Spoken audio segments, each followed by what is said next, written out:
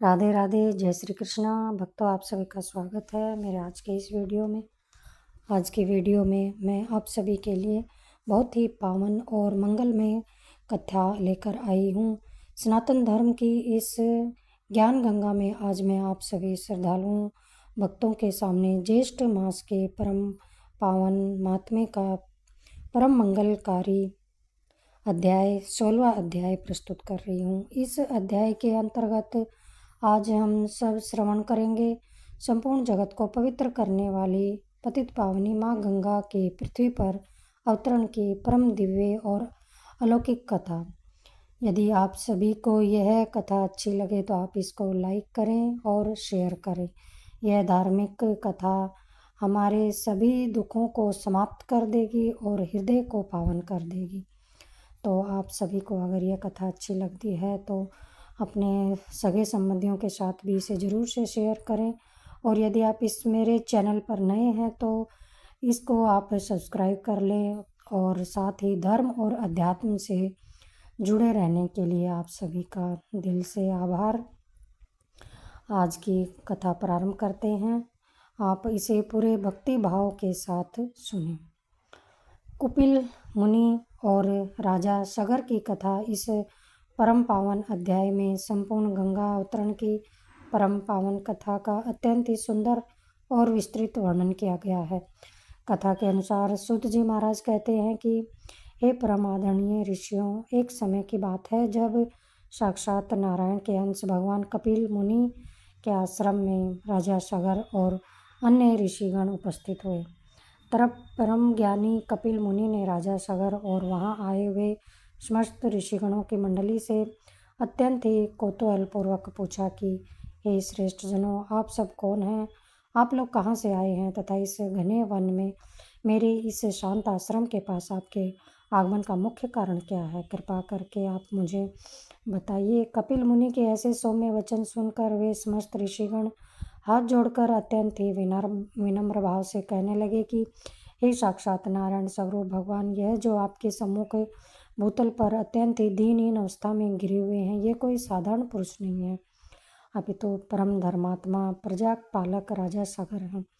इस समय ये तीव्र शोक, दारुण दुख और घोर मानसिक संताप से पूरी तरह से व्याप्त है।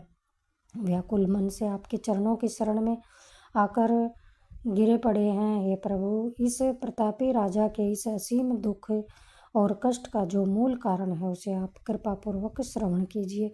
यद्यपि आप त्रिकालदर्शी हैं, अखिल ब्रह्मांड के ज्ञाता हैं, आपसे संसार का कोई भी सत्य छुपा नहीं है, फिर भी हमारी प्रार्थना पर इस कथा को सुनिए। ऋषिगण आगे कहने लगे कि हे प्रभु, इन परम प्रतापी राजा सगर ने अपने 60,000 अत्यंत ही बलवान पुत्रों से युक्त होकर पृथ्वी पर अपनी कीर्ति स्थापित करने के लिए एक विशाल अश्वमेध यज्ञ का आरंभ किया था। राजा सगर इतने पराक्रमी थे कि उन्होंने संग्राम में देवराज इंद्र को भी परास्त कर दिया था। जब राजा सगर का वह महान यज्ञ शास्त्रोक्त विधि से प्रारंभ हुआ, तब उस यज्ञ के मुख्य घोड़े को 60,000 पुत्रों और एक बड़ी चतुर्निंगनी सेना की सुरक्षा के साथ संपूर्ण जगती तल अर्थात पृथ्वी मंडल पर स्वच्छंद विचरने के लिए छोड़ दिया गया था। वह यज्ञ का घोड़ा समस्त दिशाओं में घूम रहा था कि तभी अचानक चलते चलते वह अकस्मात ही कहीं अदृश्य हो जाता है, गायब हो जाता है। उसके इस प्रकार से अचानक से लुप्त हो जाने पर संपूर्ण लोक में भारी खलबली मच गई। राजा के पुत्रों ने अत्यंत व्याकुल होकर उनकी खोज आरंभ की। उन्होंने समस्त पृथ्वी तल के एक एक कोने को, पर्वत को, वनों के गुप्त भागों को छान मारा, परंतु उन्हें वह अश्व कहीं नहीं मिला। उसके पश्चात वे घोड़े के पद चिन्हों का पीछा करते हुए पृथ्वी को खोदकर पाताल लोक से संलग्न अत्यंत ही दुर्गम राह में प्रवेश कर गए और खोजते हुए आपके इस शांत आश्रम तक पहुंच गए। ऋषिगणों की इन गुप्त और रहस्यमयी बातों को सुनकर परम तेजस्वी कपिल मुनि ने अपने नेत्र बंद कर लिए और समाधिस्थ हो गए। उन्होंने अपनी दिव्य समाधि के द्वारा भूत, भविष्य और वर्तमान के सब समाचारों को जान लिया। समाधि से जागने के बाद कपिल ऋषि अत्यंत गंभीर वाणी में बोले कि हे ऋषियों, सुनो, इस कुकर्म को अत्यंत गुप्त रूप से करने वाला कोई और नहीं बल्कि स्वयं देवराज इंद्र ही है। वह ईर्ष्या और भय के वश होकर यज्ञ के उस पवित्र घोड़े को चुरा कर ले आया और मेरे ध्यान में मग्न होने का लाभ उठाकर उसने इस घोड़े को चुपके से मेरे ही आश्रम में लाकर बांध दिया। उसके बाद वह स्वयं अपने देवलोक को वापस चला गया। जब राजा सगर के 60,000 उद्दंड पुत्र, राज्य के मंत्री और अश्व के रक्षक यहाँ पहुँचे तो उन्होंने मेरे आश्रम में बंधे घोड़े को देख लिया और वे अत्यंत अज्ञानी और क्रोधी थे, इसलिए उन्होंने मुझ निरपराध तपस्वी को ही चोर समझ लिया। वे मर्यादा भूल गए और मुझे अपशब्द कहते हुए बांधने लगे और मारने पीटने के लिए दौड़े। तदंतर उनके इस दुर्व्यवहार के कारण मेरे नेत्र खुल गए और मेरे नेत्रों से उत्पन्न हुए अत्यंत ही भयंकर क्रोध अग्नि की ज्वाला में वे समस्त सगर पुत्र आदि जलकर क्षण भर में ही भस्म हो गए। हे ऋषियों, मैंने जानबूझकर क्रोध में उन्हें भस्म नहीं किया, अपितु उनके अपने ही कर्मों और संतों के अपमान के अपराध स्वरूप ही मेरी तपस्या के तेज से उन्हें नष्ट कर दिया है। ऋषि श्रेष्ठ कपिल मुनि ने जब इस प्रकार कहा तो उनके हृदय में दया का सागर उमड़ आया। उन्होंने अत्यंत ही दुख प्रकट करते हुए विलाप किया कि उनके आश्रम में इतने जीवों का नाश हुआ। उन्होंने स्वयं अपने कोमल हाथों से राजा सगर को भूमि से उठाकर स्नेहपूर्वक उनके मुख कमल पर जमे धूल को पोंछा और सांत्वना देते हुए अत्यंत मधुर वचनों में बोले, हे राजन, अब तुम शोक का परित्याग करो। तुम्हारा यह दुखी और संतापित मन मेरे इस वरदान से पूर्ण होगा। मेरे प्रताप और आशीर्वाद से तुमको भविष्य में अवश्य ही महेंद्र पद, इंद्र पद प्राप्त होगा। सुनो राजन, देवराज इंद्र ने जो यह दुष्टतापूर्वक कार्य किया है, उसके पाप कर्म और दुष्ट बुद्धि के कारण उसे भी दंड भुगतना पड़ेगा। भविष्य में अहिल्या के प्रति उसकी कामों को बुद्धि जागृत होगी और वह मर्यादा भंग करेगा, जिसके कारण गौतम ऋषि के घोर श्राप से वह भग योनि के अनेक चिन्हों से युक्त होकर अत्यंत चिंतित और लज्जित होगा। इस प्रकार दुखी राजा सगर को परम कल्याणकारी वरदान देकर और पापी इंद्र को श्राप देकर मुनि ने राजा सगर से पुनः कहा कि हे राजन, तुम धीरज धरो, तुमको शीघ्र ही एक अत्यंत ही प्रिय और धर्मात्मा पुत्र की प्राप्ति होगी। आगे चलकर उससे असमंजस नाम का एक श्रेष्ठ पुत्र होगा और फिर उसी कुल की परंपरा में आगे चलकर एक अत्यंत ही महापराक्रमी, महान शूरवीर और परम सत्यवादी पुत्र उत्पन्न होगा। सो संसार में भगीरथ के नाम से विख्यात होगा। वह बालक सूर्य कुल का अनुपम भूषण होगा। वह शास्त्र और अस्त्र शस्त्र की विद्याओं में परम कुशल, परम नीतिवान, सत्यवादी और अत्यंत ही पवित्र आचरण वाला होगा। वह बालक बड़ा होकर अपनी भुजाओं के बल पर समस्त पृथ्वी को जीत लेगा और एक ऐसा अति दुष्कर कार्य करेगा जो आज तक कोई नहीं कर पाया है। वह अपनी कठोर तपस्या के प्रभाव से देव नदी माँ गंगा जी को स्वर्ग लोक से केवल अपने पितरों के उद्धार के लिए इस पृथ्वी पर लेकर आएगा। जब उस स्वर्ग से उतरी गंगा जी के दिव्य जल की एक भी बिंदु का स्पर्श तुम्हारे उन भस्म हुए पुत्रों की राख से होगा तो वे सब पाप रहित होकर दिव्य देहधारी होकर सुंदर शरीर धारण करके आप साक्षात भगवान श्री हरि विष्णु के परम पावन बैकुंठ लोक को चले जाएंगे। इस भूतल पर राजा भगीरथी के द्वारा अत्यंत ही कष्ट से लाई जाने के कारण श्री गंगा जी का एक पावन नाम भागीरथी भी होगा और वे इसी नाम से तीनों लोकों में प्रसिद्ध होगी।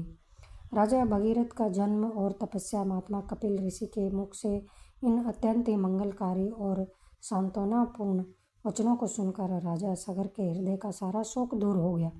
उन्होंने मंत्रियों और ऋत्विजों के सहित भगवान कपिल देव जी का पूरे विधि विधान से षोडशोपचार पूजन किया, उन्हें बार बार साष्टांग नमस्कार किया और उनकी आज्ञा लेकर अत्यंत ही प्रसन्न मन से अपनी राजधानी, अपने नगर को वापस लौट आए।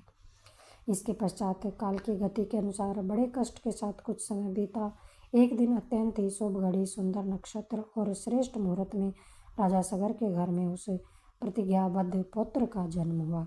बालक के जन्म लेते ही संपूर्ण राज्य में आनंद की लहर दौड़ गई। राजा सगर ने इस पावन अवसर पर ब्राह्मणों को सहर्ष गोदान दिया, अनेकों प्रकार के रत्न, स्वर्ण और दूसरे बहुमूल्य दान दिए। नगर के दीन दुखियों और अन्य जनों को वस्त्र, अन्न और प्रचुर धन देकर पूरी तरह से संतुष्ट और प्रसन्न किया। बालक के जन्म के ठीक 12वें दिन वेद पाठी ब्राह्मणों की उपस्थिति में उसका नामकरण संस्कार किया गया और उसका नाम भगीरथ रखा गया।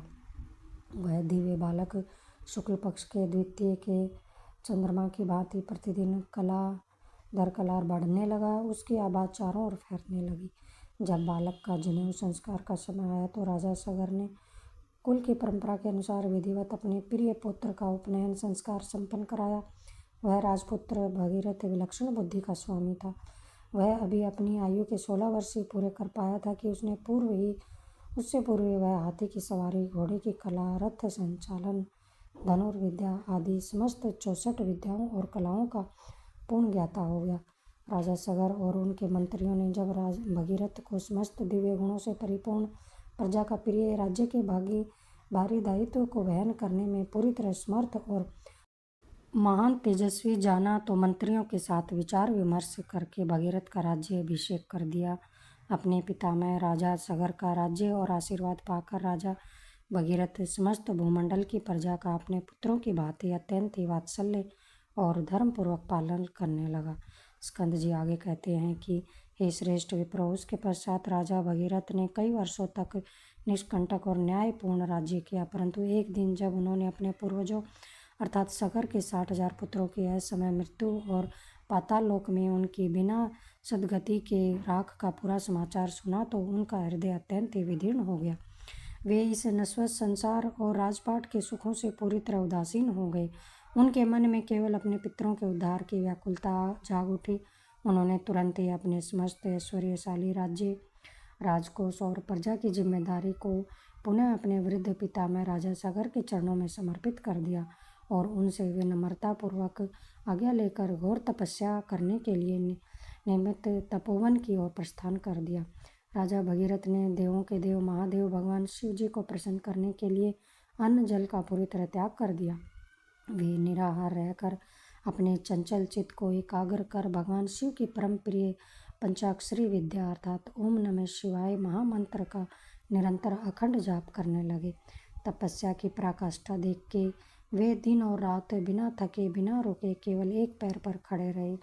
कुछ समय बाद उन्होंने जल का आहार भी छोड़ दिया और केवल मात्र वायु का भक्षण करके वायु पीकर अत्यंत ही दारुण तप करने लगे। इस प्रकार घोर और अलौकिक तपस्या करते हुए जब राजा भगीरथ को बहुत लंबा समय बीत गया तब उनके तप के तेज से तीनों लोग कांपने लगे। अंततः परम भक्त को मनवांछित वरदान देने के लिए साक्षात भगवान श्री शिवजी महाराज अत्यंत ही प्रसन्न होकर वहां प्रकट हुए। राजा भगीरथ ने जैसे ही अपने सम्मुख कपूर पुरगौरों के समान श्वेत वर्ण वाले जटाजूटधारी भगवान शिव को देखा, उन्होंने भूमि पर गिरकर साष्टांग प्रणाम किया और अत्यंत गदगद कंठ से उच्च स्वर में उनकी स्तुति करने लगे। भगीरथ के द्वारा शिव स्तुति और शिव जी का उपदेश राजा भगीरथ हाथ जोड़कर कहने लगे, हे आदि और अंत से रहित, हे सर्व कल्याणकारी प्रभु शिव शंभु, आपको मेरा नमस्कार है। हे चराचर जगत को परम सुख प्रदान करने वाले, हे शरणागत वत्सल, हे जगन्नाथ, आपको नमस्कार है। हे सृष्टि के आदि कारण, विश्व के सृजनहार, रजोगुण रूप को धारण करने वाले ब्रह्मा स्वरूप शिव, आपको सादर नमस्कार है। हे संसार का पोषण करने वाले सत्वगुण स्वरूप विष्णु रूपधारी सदाशिव, आपको नमस्कार है। हे सबके दुखों को हरने वाले, कर्मों के यथार्थ फलदाता, भक्तों को अटूट भक्ति और अंत में परम मुक्ति प्रदान करने वाले, मन कर्म वचन से परे साक्षात ब्राह्मी भूत स्वरूप, आपका बारंबार नमस्कार है। अपनी श्वास और वायु को शरीर के भीतर रोककर इंद्रियों को वश में करके ध्यान की गहरी शैली में लीन रहने वाले परम योगी लोग अपने हृदय आकाश में जिस परम प्रकाश में निधि स्वरूप शंभु का साक्षात दर्शन करते हैं, उन परम पावन सदाशिव के चरणों मेरा सर्वस्व समर्पित है, उन्हें मेरा सदा नमस्कार है। राजा भगीरथ के द्वारा की गई इस अत्यंत ही शुद्ध भावपूर्ण और निश्चल स्तुति से भगवान आशुतोष महादेव अत्यंत ही प्रसन्न हो गए। वे मंद मंद मुस्कुराते हुए बोले कि हे राजन भगीरथ, हम तुम्हारी इस कठिन तपस्या और निश्चल भक्ति से पूरी तरह से संतुष्ट हैं और बहुत प्रसन्न हैं। तुम्हारे मन में जो भी अभिलाषा हो तुम निसंकोच होकर हमसे मन चाहा वर मांगो। भगवान शिव के ऐसे दयालु वचन सुनकर राजा भगीरथ अत्यंत ही विनीत भाव से हाथ जोड़कर बोले कि हे त्रिपुरारी, हे महादेव, यदि आप सचमुच मुझ दीन पर प्रसन्न है तो सर्वप्रथम मुझे अपने चरणों की अचल और दृढ़ भक्ति प्रदान करें, जिससे मेरा मन कभी धर्म से विमुख ना हो और दूसरा वरदान यह दीजिए कि प्रभु की मेरे पूर्वज पितरों के पापों की मुक्ति हो और उनकी आत्मा की परम विशुद्धि के लिए समस्त सिद्धियों को देने वाली स्वर्ग की पवित्र नदी श्री गंगा जी को आप इस पृथ्वीलोक पर ले आइए। राजा भगीरथ की यह प्रार्थना सुनकर भगवान शिव अत्यंत ही गंभीर हो गए और उन्होंने कहा कि हे प्रतापी राजन, सुनो, वह परम पावन गंगा इस समय स्वर्ग लोक में देवताओं के पास वास करती है। गंगा जी का वेग इतना तीव्र और प्रचंड है कि उन्हें सीधे स्वर्ग से यहाँ भूतल पर लाने की सामर्थ्य मुझ अकेले में नहीं है, क्योंकि उनका वेग पृथ्वी सहन नहीं कर पाएगी। इसलिए हे राजन, तुम उन साक्षात परम पुरुष त्रिलोक की नाथ की आराधना करो। तुम तो ऐसी उपाय करो जिससे कि जगत के पालनहार भगवान श्री हरि विष्णु तुम पर प्रसन्न हो जाएं। यदि वे प्रसन्न हो गए तो वे स्वयं चलकर तुम्हारे पास आएंगे और तुम्हारी इच्छा पूर्ण करेंगे। हे राजन, विष्णु भगवान को शीघ्र प्रसन्न करने का एक अत्यंत गोपनीय और परम गुप्त व्रत है जिसे मैं आज तुम्हें बतलाता हूँ। प्राचीन काल में सर्वप्रथम सूर्य के पुत्र ने इसी गोपनीय व्रत के द्वारा भगवान विष्णु की स्तुति और नमस्कार कर उन्हें प्रसन्न किया था। तब प्रसन्न होकर स्वयं श्री हरि ने इस व्रत की महिमा और उसकी पूरी विधि उन्हें समझाई थी। बहुत समय तक भगवान विष्णु ने इस महाव्रत को अत्यंत गुप्त रखा था, परंतु तुम्हारी भक्ति देखकर आज वह व्रत तुम्हें बतलाता हूँ। तुम पूरी विधि विधान से इस व्रत का अनुष्ठान करो। भगवान शिव ने व्रत की विधि बताते हुए कहा कि राजन, जो मासी से समय चल रहा है, इसी पावन ज्येष्ठ मास में प्रतिदिन प्रातःकाल सूर्योदय के पूर्व उठकर नदी या सरोवर में विधि पूर्वक स्नान करो। तत्पश्चात भगवान श्री विष्णु जी के वामन स्वरूप का धूप दीप गंध और पुष्पों से उत्तम पूजन करो। दिन के समय पंचाग्नि का सेवन करो। वेद पाठी ब्राह्मणों को आदर सहित दही और चावल का उत्तम दान दो तथा इस तपती गर्मी में तृषित जीवों के लिए श्रेष्ठ शीतल जल का प्याऊ आदि करो। इस प्रकार श्रद्धापूर्वक पूरे 1 मास तक इस ज्येष्ठ व्रत का पालन करने से भगवान श्री हरि अवश्य ही प्रसन्न होंगे और समस्त पापों का समूल नाश कर देंगे और तुम्हारे कल्याण के लिए स्वर्ग वाहिनी गंगा को जरूर भेजेंगे। भगवान विष्णु की आराधना और गंगा अवतरण देवों को देव महादेव श्री शिव जी ने इस कल्याणकारी वचनों को सिरोधार्य करके राजा भगीरथ ने तपोवन में शिव जी के द्वारा बताए गए उस कठिन ज्येष्ठ मास व्रत का अत्यंत ही निष्ठा और कठोर नियमों के साथ अनुष्ठान किया। इस महान व्रत के प्रभाव और अनुष्ठान से भक्तों के कष्टों को हरने वाले भगवान श्री हरि विष्णु प्रसन्न हो गए और राजा भगीरथ के सम्मुख प्रकट हो गए। राजा भगीरथ ने अत्यंत ही आनंदित होकर भगवान विष्णु की दिव्य स्तुति की, उन्हें प्रणाम किया और अत्यंत ही करुण भाव से अपने पितरों के उद्धार के लिए परम पावनी गंगा जी को पृथ्वी पर भेजने की याचना की। राजा भगीरथ की करुण पुकार सुनकर भगवान श्री लक्ष्मी नारायण मुस्कुराए और मधुर वाणी में बोले कि हे भद्र भगीरथ, धीरज धरो। तुम मेरे साथ इसी समय स्वर्ग की पावन नदी मंदाकिनी के तट पर चलो। वहाँ तुम चलकर दोनों साथ रहेंगे और वहाँ पर पुनः मेरे निमित्त जप हवन पवित्र स्नान कीर्तन और पूरी तरह से भक्तिमय चित्त से तुम वहाँ व्रत करो। तुम्हें पूरे 1 वर्ष तक इस कठिन व्रत को निरंतर करते रहना होगा। इसके पश्चात वह गंगा तुम्हारी भक्ति के वश में होकर स्वयं तुम्हारे साथ इस पृथ्वी लोक को चलने के लिए विवश हो जाएगी। भगवान श्री हरि के वचनों को सुनकर राजा भगीरथ भगवान विष्णु के साथ ही आकाश मार्ग से स्वर्ग में गंगा के अत्यंत सुंदर और रमणीय तट पर पहुंच गए। वहां स्थित होकर उन्होंने श्री हरि के कहे अनुसार ही कठिन व्रत और नियमों का परम भक्ति और भाव के साथ अनुष्ठान किया। राजा भगीरथ के 1 वर्ष की अखंड और निश्चल तपस्या के प्रभाव से साक्षात साध्वी माँ गंगा अत्यंत ही प्रसन्न हो गई और राजा भगीरथ के सम्मुख अत्यंत ही विशाल नेत्रों वाले साक्षात एक दिव्य रूप तेजोमय स्त्री का रूप धारण करके प्रकट हो गई। यही है वह गंगा जो आकाश और पृथ्वी और पाताल तीनों लोकों में बहने के कारण तिरपतगा कहलाती है। माँ गंगा अपने सम्मुख प्रत्यक्ष राजा भगीरथ ने अत्यंत भावुक होकर उनकी स्तुति की। भगीरथ की स्तुति से प्रसन्न होकर गंगा जी मधुर स्वर में बोली कि हे राजन भगीरथ, मैं तुम्हारे इस पितृभक्ति और कठिन तपस्या से अत्यंत ही प्रसन्न हूँ। तुम जो चाहते हो वह मांगो। माँ गंगा के ऐसे करुणमय वचनों को सुनकर राजा बोले कि हे दयामयी माते, यदि आप मुझ पर प्रसन्न हैं तो कृपा करके मेरे साथ इसी समय आप पृथ्वी पर चलिए और पाताल में सदियों से अतृप्त पड़े मेरे पूर्वजों की आत्मा को मुक्त कीजिए। राजा भगीरथ की यह धर्म संगत प्रार्थना सुनकर माँ गंगा ने स्नेह के साथ कहा तथास्तु, अर्थात ऐसा ही होगा। राजा भगीरथ को यह वरदान देकर माँ गंगा उनके साथ पृथ्वी तल की ओर चल पड़ी। ज्येष्ठ मास के शुक्ल पक्ष की प्रतिपदा तिथि के दिन माँ गंगा स्वर्ग से शिव की जटाओं में और फिर पृथ्वी पर प्रकट हुई और निरंतर बहती हुई ज्येष्ठ मास के ही शुक्ल पक्ष की पावन दशमी, जिसे कि संसार में आज भी गंगा दशहरे के नाम से मनाया जाता है, के दिन एक विशाल और तीव्र प्रवाह के रूप में परिवर्तित हो गई। वे संसार के समस्त जीवों और मनुष्यों को पवित्र करने के लिए इस भूतल पर पूरी तरह अवतरित हुई।